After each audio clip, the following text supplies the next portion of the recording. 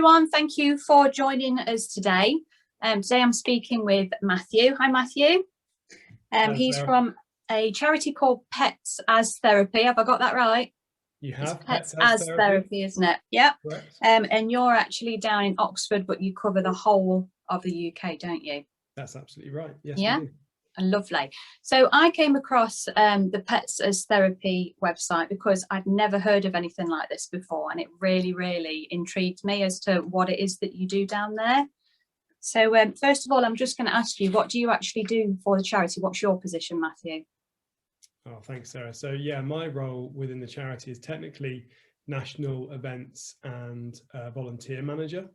But with any small national charity, the variety in your day-to-day role is a lot more than just your job title.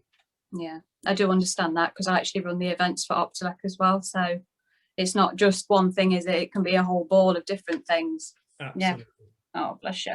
So can you give me a basic overview of what exactly Pets as Therapy is? What do you do? So Pets as Therapy is a national charity. It was founded in 1983 by a lady called Leslie Scott Ordish. And the reason it came about was that Leslie could see people that were maybe entering retirement homes, nursing homes, and all of a sudden they didn't have any access to their companion animals. And she just felt really bad for them, and she really believed that everyone should have access to their companion animal. So she started taking her dogs into these care homes, and she could see the benefits that the clients, or the residents, as we like to call them, were receiving from her going in there. It has a very calming effect. Definitely, yeah. So and you've mentioned how long the charity's been running for, 1983, which was it's obviously nearly 38 years, isn't it? I know that because that's my year of birth. So there you go. Yeah, that's quite a long time. And obviously, is it just the UK that Pets as Therapy cover, or is it a bit further afield than that? Yeah, we are UK based, so we think we're the largest of this type of organisation within Europe. Yeah. So we actually operate in England, Wales, Scotland and Northern Ireland. Wow, so you reach quite a far distance then, don't you? That's indeed. Excellent, that's excellent. And so obviously, I know you've mentioned before when we've had a personal chit chat that it's not people's homes that you actually go into, it's more bigger establishments. That's correct, yeah. So the establishments have to be registered with us. So that's how we manage all of the policies and the governance behind it. The volunteers also have to be registered with us, so we know which volunteer is registered with which establishment. We did pilot what you mentioned in terms of the home visiting service. And it's not something that we're against, it just needs additional support, because obviously it highlights additional safeguarding issues. Yeah, I can understand that. Okie dokie. So obviously the establishments that you are visiting, I remember you mentioned you go into places like care homes. Did you mention prisons as well? Yeah. I mean, we've got so many. So there's, as you said, there's nursing and residential care homes, there's prisons, schools, hospitals, hospices, daycare centres, and something that started growing in 2019 was actually large corporations were asking us to come and do visits as well, because there was a lot more, there was a heightened awareness of personal mental health. So out of a duty of care to their employees, they started requesting visits from us to kind of help with stress levels and what have you of their staff. Wow, okay. So for example, when somebody comes in with, say, like somebody books your services and they walk there, they go in with their pet, what exactly would they do with that person? Is it just a case of leaving the animal with them, or is there more to it than that? So that's a really good question, actually. The volunteers are actually the animal's owners. So the clue is in the title, so it's pets as therapy. So it is an individual's pet, and they choose to register with us because they want to share the love and the benefit that they receive from that animal with other people in their community. One of our rules is that the animal must be under that person's control at all times on a lead. Yeah. So they would enter the establishment, and then they would spend time typically with a group of people. But if it was an individual interaction, then they'd need to have a member of staff with them as well, just obviously to cover themselves under safeguarding. Yeah. And yeah, I mean, there's no hard and fast rule as to how it would work. You know, the person being visited gets a chance to maybe stroke the animal. It might entice them into a conversation with the volunteer. But either way, they're getting that comfort and that interaction from the intervention. Yeah, I can see how that works actually, because like I say, with my own dog Teddy, I'm actually allowed to bring him into the workplace, which is a real added bonus for him. You know, the staff absolutely love him here. We bring him in the morning, they all make a massive fuss. It puts a smile on their face first thing in the morning and all throughout the day as well. And he's a well-behaved boy, you know, he doesn't, you know, bark and create, but you can definitely see that it does pick people's spirits up to have, you know, my little Teddy around and stuff. So I can totally understand how this really does work well. Yeah. So, no, this is what we absolutely say is the reason why it works. You know, anyone that's an animal owner knows the benefit they'll get from their pet. Oh, definitely. So why shouldn't other people who don't have regular access to an animal, you know, not get that opportunity as well? Yeah, it's a great idea. It's great. So as you know, obviously Optelec, we work with a lot of people that suffer with different varieties in their sight loss. A lot of people obviously have been maybe diagnosed from birth, or some people are getting diagnosed new with different sight conditions. Right. A lot of these people are on their own, or they're in care homes or hospices and things, and they can obviously go through, you know, depression and anxieties about dealing with the fact that they've lost their sight, maybe some of their independence.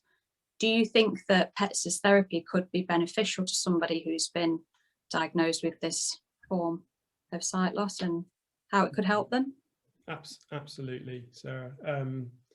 You know, it must be incredibly difficult, and I can't begin to imagine how I would feel if I was in that situation, and I hope that I'm never in that situation. But the presence of a calming therapeutic animal, I have no doubt would be something that they would benefit from. It's been proven that spending time in the presence of a dog has a calming effect, and that can be either the proximity to the animal, or in fact the actual, you know, the touch. It's also a way of reducing anxiety. So if you have a feeling of anxiousness about something, being in the presence of that dog can help. And of course, it also acts as an intermediary. So, you know, you might say something to a dog that you wouldn't necessarily say to a human. But by bringing out a conversation, actually it helps the volunteer to get involved as well, and maybe probe a little bit more, and, you know, start that conversation going, and eventually you develop a professional relationship with them. Yeah, so it's actually having that social interaction as well that a lot of people might be missing. Absolutely. That's fantastic. Okay. So on the other side of things, say we've got somebody who's got a very loving dog and they really want to share the love of that dog with like a charity like yourself. How would they go about that? Another really good question. So pets as therapy, we're in I guess it's a nice situation, but it's still frustrating. We have so much demand for our services from establishments that are already registered with us, and they're on a waiting list. But we can't meet that demand because we can never get enough volunteers. Oh, wow. So first and foremost, if there is somebody's out there that, you know, thinks, do you know what, my dog would be fantastic, then please do consider reading up a little bit more about the charity. So people need to visit the website, which is petsastherapy.org. And on there's a section called Join Us. So after having a read through the website to understand a bit more about what we do and the requirements, you can just go to Join Us. You fill in a very brief web form, and as long as you answer those questions satisfactorily, you'll be invited to enter our database. And then we would start the process of registering you with the charity. It's really easy. And there's a temperament assessment, or it's also known as a behavioural assessment, where a trained assessor meets you and your dog, and we go through a little test with you, and it's nothing to worry about. Everyone gets stressed when we say there's a test. Oh, I can't do it, I can't do it. And the answer is behave. And we've got loads of resources on the website and our YouTube channel to show you. There's fact sheets, and of course we're always happy to have a chat with people over the phone. The number's on the website, or you can email us. So, can I put you on the spot now? Yeah, go on. Sorry to do so. Do you find there's a particular type of breed that you do get registering with you, or do you get like loads of different types of breeds of dog, or is the one that stands out? There is no particular breed. Wow. So as a charitable organisation, we are absolutely non-discriminatory towards breeds. I don't know how many times I've said this to people now, but basically we have anything from, you know, short-haired Chihuahuas up to Great Danes and Bull Mastiffs and so on. All we're looking for is the right temperament. Yeah. So a lovely volunteer of ours actually described it in a very nice way, and it's friendly but not too friendly. So you want the animal to be happy to be in the presence of new people to them, but you don't want them so excited by it that they're jumping up and pawing or licking or barking. That's all things that we absolutely don't want in a therapy animal. My Teddy won't be very good at that then, because he's a licker. He loves to give lots of kisses. So yeah, a lot of dogs do, and it's not to say that they couldn't become a therapy animal. It's something that if we picked up on that in an assessment, we would defer you and say, look, if you go away over a course of 3 months, 6 months, however long we think you'd need, can you work on that, and then we'll do a reassessment. Yeah, lovely. And I have also noticed on your website that you've actually done things with Crufts in the past. We have. So that's quite a big deal. I mean, have you, I know obviously with the pandemic and everything, but have you got anything that's kind of in the pipeline for the future to do with pets as therapy? Events wise, yeah, we've got quite a few events this year. I mean, we've actually taken a decision, which is this year, because of the uncertainty around the ongoing situation with COVID, we're only going to be focusing on outdoor based events. Yeah, we've obviously got the welfare of quite a few different people to think of, including our staff, our volunteers, and of course anyone that we're actually interacting with. So we feel that if outdoor events can go ahead, and it's looking like they will, those are the ones that we want to be at to raise awareness and obviously fundraise. So for 2021, we've actually said that we won't be at Crufts, but with a view of reviewing for subsequent years based on, you know, any new developments with the COVID situation. Yeah, it sounds fantastic, and I can't thank you enough for giving me your time today, obviously, to discuss pets as therapy. It's a real big eye opener that there are different things out there for people to try out, and obviously yeah, thank you so much for your time today, Matthew. Not at all. All right, you take care. Yeah, you too. Bye-bye. Bye.